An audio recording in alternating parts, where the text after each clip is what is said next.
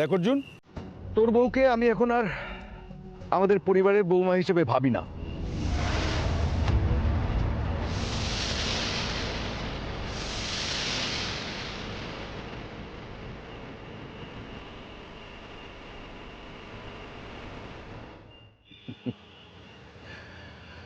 আরে ও তো আমার মেয়ের মতন।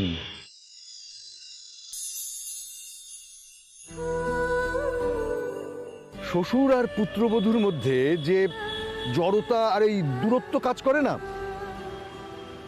তুবড়ির ক্ষেত্রে সেটা বজায় রাখতে আমার একদম ইচ্ছে করছে না।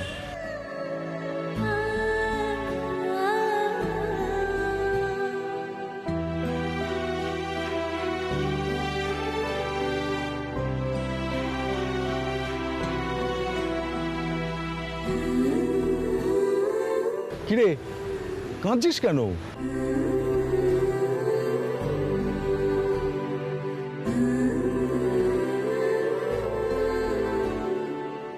ছোটবেলা থেকে আমরা 3 বোন বাবার স্নেহ ছাড়াই বড় হয়েছি।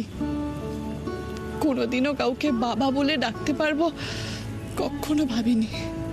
আর ডাকতে পারলেও যে সেখান থেকে ভালোবাসা পাবো কখনো ভাবিনি।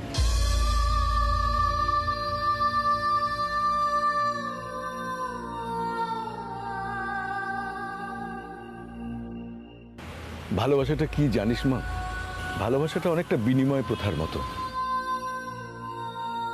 কারো ভালোবাসা পেতে গেলে আগে ভালোবাসাটা দিতে হয়, আর তুই সেটা দিয়েছিস।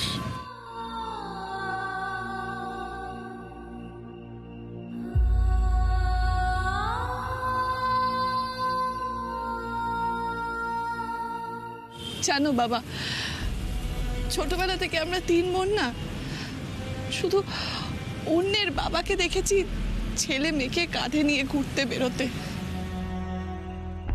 মেলায় নিয়ে গিয়ে বেলুন কিনে দেওয়া, পুতুল কিনে দেওয়া, বুড়ির চুল মানে ওই গোলাপি রঙের প্যাকেটে পাওয়া যায় সেসব, তারপর পুজোর সময় জামা কিনে দেওয়া, ঘুরতে নিয়ে যাওয়া। জানো, আমরা 3 বোন দূর থেকে দাঁড়িয়ে সেগুলো দেখতাম আর কাঁদতাম।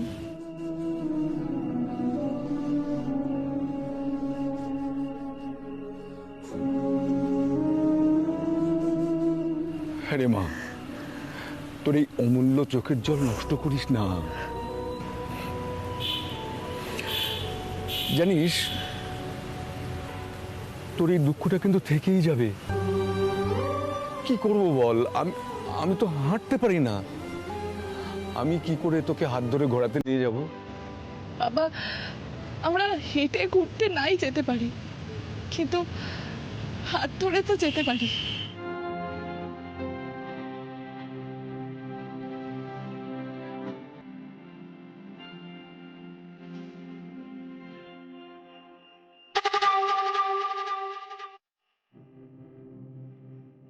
তোমরা দুজনে হাত ধরে চলো, আমি তোমাদের সাহায্য করছি। আমি আমার দাবি থেকে বঞ্চিত, আর তুমি তোমার জমি শক্ত করছো তুবড়ি। এটা আমি হতে দেব না, কিছুতেই হতে দেব না। ও ভাই, বেলুন, ওই লাল বেলুনটা আমাকে দাও, আমার মেয়েটা তো কাঁদছে।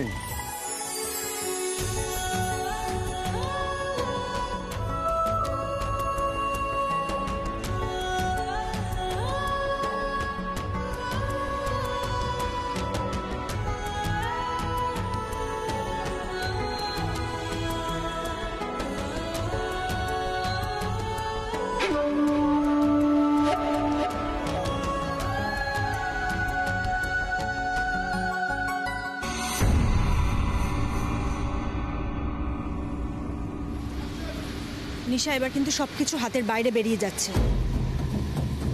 আর এই সব কিছু ঘটেছে তোমার ওই বৌদি অঞ্জলি বোসের জন্য।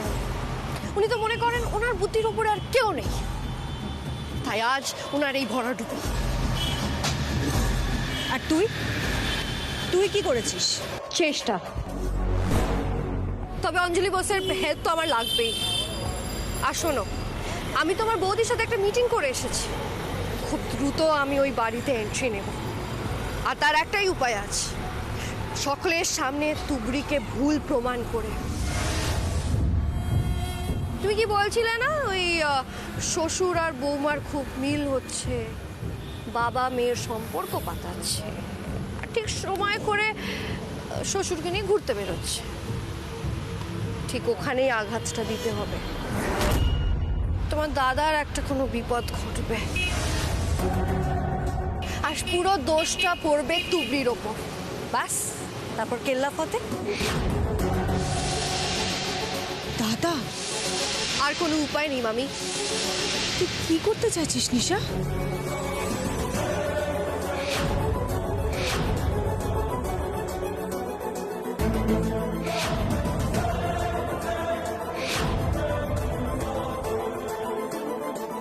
নিশা, নিশা, দাদার যদি কিছু হয়? একটু রিস্ক তো নিতেই হবে মামি। নিশা, দাদার কোনো বড় ক্ষতি হবে না তো?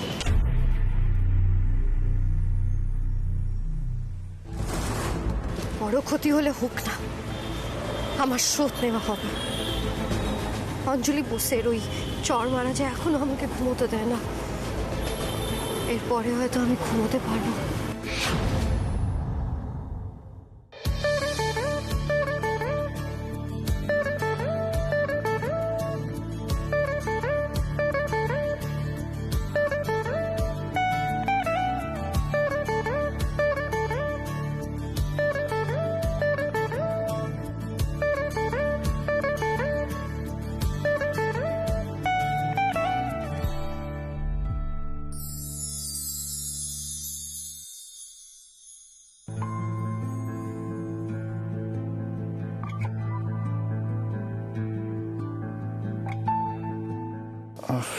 রিমোটটা কোথায় গেল?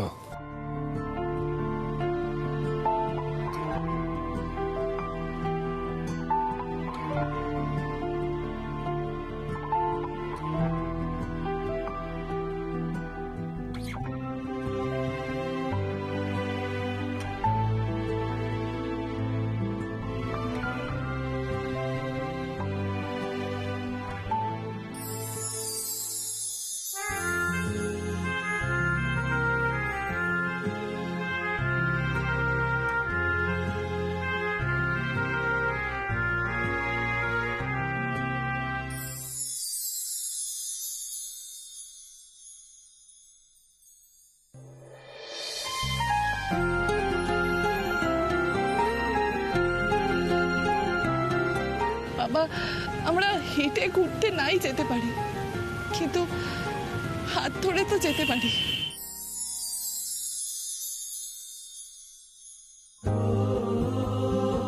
বাবাকে এত ভালোবাসে, তাহলে মায়ের প্রতি এত বিরক্তি কিসের ওর?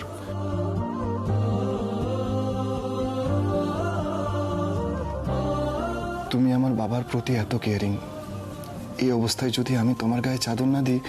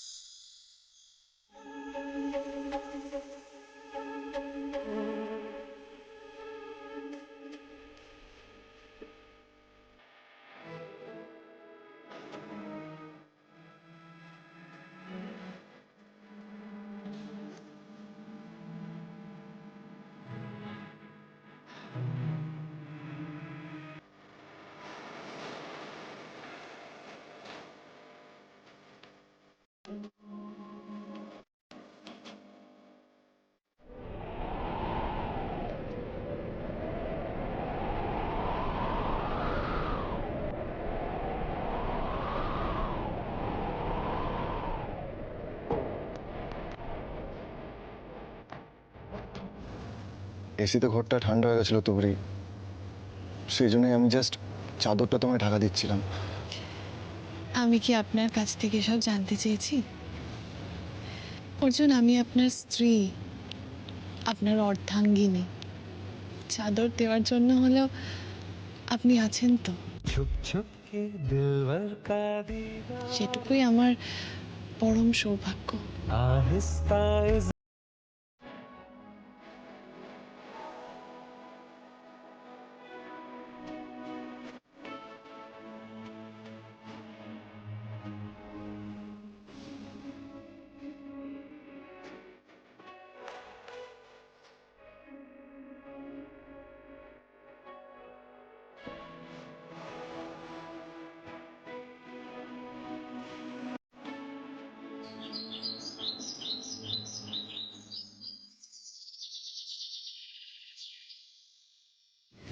গুড মর্নিং ঠাম্মা। নাদবু তুই, আরে আজ সকাল সকাল বেরোবি? হ্যাঁ গো, আজ একটু সকাল সকাল বেরোতে হবে। পুলিশের চাকরির তো শিফটিং ডিউটি, তাই আর কি। কি আর করা, মন খারাপ করে লাভ হবে? না ঠাম্মা, আমি মন খারাপ করছি না। ও, কিছু খেয়েছিস? বাইরে কিছু একটা খেয়ে নেবো। আশ্চর্য, এইটুকু খাবার বানাতে কতক্ষণ সময় লাগে? আর বলো না, আমি তো রান্নাঘরেই ঢুকিনি। আজ আমি ভেবেছিলাম একটু আগে উঠে সবার জন্য ব্রেকফাস্ট বানাবো, কিন্তু তারপরে ভাবলাম এত সকালে তো কেউ খাবে না, আর খাবারগুলো থেকে থেকে ঠান্ডা হবে, কেউ খেতেও পারবে না, তাই আর বানাইনি। বলে বাবালে, তুবড়ি, বাহ, বিয়ে করে বাড়ির বউ হয়েছো, বাড়ির বউয়ের মর্যাদা দাবি করছো, গুরুত্ব চাইছো, অথচ সংসারের দায়িত্বগুলো সামলাবে না, সেটা কি করে হয় বলো তো?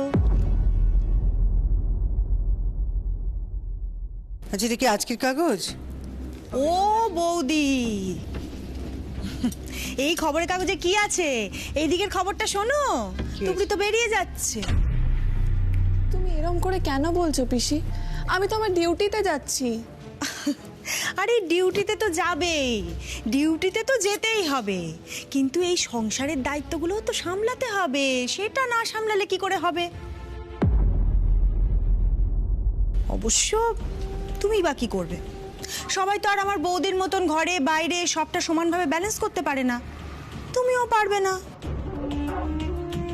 এই তুই চুপ করলি? তখন থেকে দেখছি বক বক বক বক বক বক করেই যাচ্ছে। আরে বাবা, মেয়েটা ডিউটিতে যাচ্ছে, কালকেও তো সববার খাবার করে তবে বেরিয়েছে, আগামী দিনও করবে। আর আজ একটু বেরিয়ে যাচ্ছে বলে সংসারকে তো অবহেলা করছে না। ঠিক আছে, এখন এসব নিয়ে কথা বলে কোনো লাভ নেই। আমার হাতে বরং যেটুকু সময় আছে, আমি তার মধ্যে সবার জন্য ভালো কিছু একটা বানিয়ে আনি, যেটা একটু বেলাতে খেলেও খারাপ লাগবে না। খুশি হয়েছে? মেয়েটা ডিউটিতে যাচ্ছে, সহ্য হচ্ছে না, তাকে ধাক্কা দিয়ে রান্নাঘরে পাঠাতে হবে জল খাবার বানাবার জন্য। ঠাম্মা ঠিক আছে, আমি বানাতে পারবো, কোনো অসুবিধা নেই। কাউকে রান্নাঘরে যেতে হবে না, আজ ব্রেকফাস্ট আমার তরফ থেকে। আমি জিমে গেছিলাম, আর সেখান থেকে ফেরার সময় ভাবলাম তোমাদের সবার জন্য কিছু নিয়ে যাই, তাই মায়ের প্রিয় রেস্টুরেন্ট থেকে স্যান্ডউইচ। অর্জুন, তুই আবার এসব আনতে গেলি কেন? কেন আমি আনতে পারি না? আমি ऑफिसे যাই, কিছু টাকা স্যালারিও পাই, इसीलिए एक दिन मेरे तरफ से भी तो पार्टी बनता है ना। किटा मी ঠিক বললাম তো? আলবাত বানতা হ্যায়। তুই খুব ভালো কাজ করছিস দাদু ভাই, নাত বউয়ের খুব হেল্প হয়েছে। দেখ না, বেচারা সকাল সকাল ডিউটি পড়ে গেছে, আর এই বাড়িতে তো খোঁচা মারা লোকের অভাব নেই। দাদু ভাই, তুই আমার নাত বউয়ের পাশে এইভাবে সব সময় থাকিস।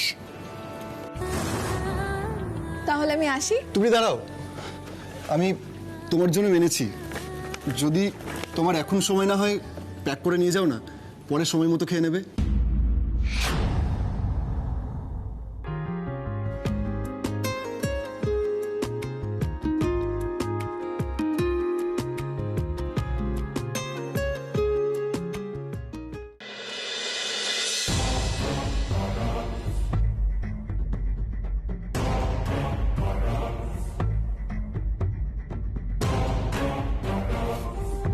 স্যার, আপনি ওনাকে ছেড়ে দিচ্ছেন? আপনি আমায় প্রশ্ন করার কে? স্যার আমি ভুল করেছেন, ভুল করেছেন আপনি সন্টুবাবুকে অ্যারেস্ট করেন। তার উপর আপনি আবার জেরা করতে চাইছিলেন, ভাগ্যিস আপনাকে সে চেষ্টা করতে দেয়নি। কেন স্যার, কি হয়েছে? জেরায় জানা গেছে সন্টুবাবু অতি সজ্জন ব্যক্তি, নিরপরাধ মানুষ, আর তাকে আপনি থানায় তুলে নিয়ে এসে অপরাধী করছেন শুধুমাত্র প্রমোশনের লোভে। আপনার এগেনস্টে কমপ্লেন জমা পড়েছে, আপনি জানেন? স্যার আপনি কি বলছেন? যেই লোকটা আমাকে ঘুষ দেওয়ার চেষ্টা করেছিল সেই লোকটা? আপনি থামুন, দুদিন জয়েন করে সব জেনে গেছেন তাই না? আচ্ছা, ঘুষটা উনি আপনাকে দিতে চেয়েছিল না আপনি ওনার কাছে চেয়েছিলেন?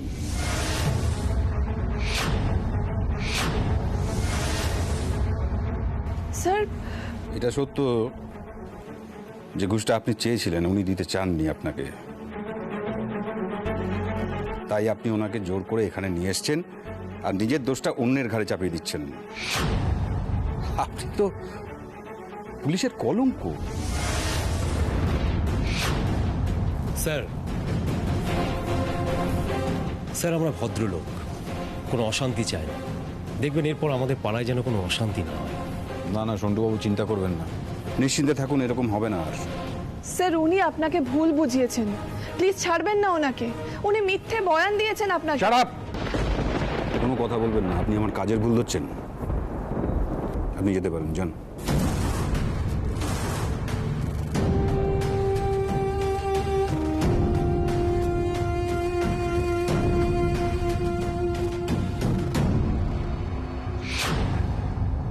আমার কাজ হয়ে গেছে, তুবড়িকে ভুল প্রমাণিত করা গেছে, আর কেউ ওখানে যাবে না।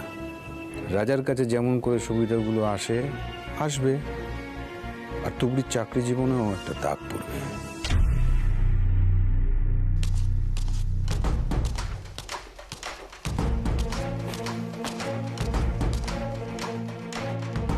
স্যার আপনি এসেছেন, ভালোই হয়েছে। এই তুলি বলে মেয়েটা এখতিয়ারের বাইরে কাজ করছে।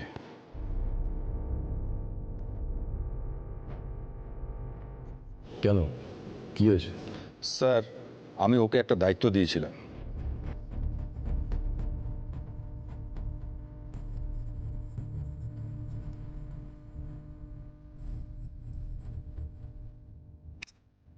তুবড়ি, তুমি প্রোটোকল জানো না? সিনিয়রদের কথা শুনছো না কেন? স্যার বিশ্বাস করুন, আমি যা বলছি সত্যি বলছি। আমি স্পটে গিয়ে ওদের দেখেছি স্যার, ওদের অ্যাটিটিউড, ওদের ব্যবহার কোনো কিছু আমার ভালো লাগেনি। দেখছেন স্যার, দেখছেন কিরকম তর্ক করছে। নিজের ভালো মন্দর উপর ভিত্তি করে যে পুলিশের চাকরি হয় না, সেটা তো ওনাকে জানতে হবে। তুবড়ি, কাজ দিয়ে প্রমাণ করো, বক্তব্য দিয়ে নয়। আসলে স্যার এটা সব রেডিমেড চায়, মানে সিনেমায় যেমন হয় স্যার। স্যার আমি যা বলছি সত্যি বলছি। দেখুন, আপনি আপনার অফিসারকে ডিসওবে করতে পারেন না। Sorry sir. উনি তো ঠিকই বলছেন, এটা সিনেমা নয়। স্যার আমি নিজেকে প্রমাণ করবই, ঠিক করব। প্রমাণ করো, বুঝলে? প্রমাণ করো, না হলে সিনিয়রে যদি তোমার নামে কমপ্লেন করে তুমি মুশকিলে পড়ে যাবে।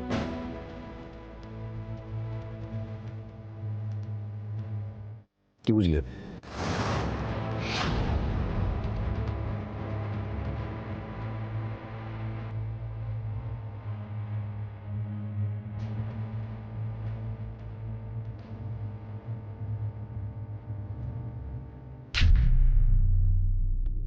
প্রতিদিন ছেলেগুলো মদ খেয়ে বৌদির ওপর অত্যাচার করে, কিন্তু এসব ঠেক উচ্ছেদ করে দেওয়ার জন্য কেউ কখনো উদ্যোগ নেয় না। এত কিছুর পরেও ওই মদের ঠেক থাকবে? যেসব মহিলারা স্বামীর কাছে মার খায় তারা তো এসে কেউ সাক্ষী দেয় না। রোজ রোজ মহিলারা অত্যাচার সহ্য করে, তবু অভিযোগ করে না, সাক্ষী দেয় না। সম্রাট স্যার আমাকে কোনো হেল্প করলেন না, কিন্তু আমাকে বাধাও তো দিলেন না। তার মানে উনি চান যে আমি কাজটা করি, নিজের মতো করে করি। ঠিকই তো, আমি কেন পিছিয়ে আসবো? আজ যদি আমি হাল ছেড়ে দিই তাহলে তো আমার হার হবে, আর আমি হারবো না, কিছুতেই না। এই ইউনিফর্ম পরার সময় আমি যে শপথ নিয়েছি সেই শপথ আমায় রাখতেই হবে। কেউ পাশে না থাকলেও আইন তো আমার সাথে আছে। এই মদের ঠেক আমি তুলেই ছাড়ব, দরকার হলে একা লড়ব, কিন্তু মাথা নত আমি করব না, কিছুতেই না।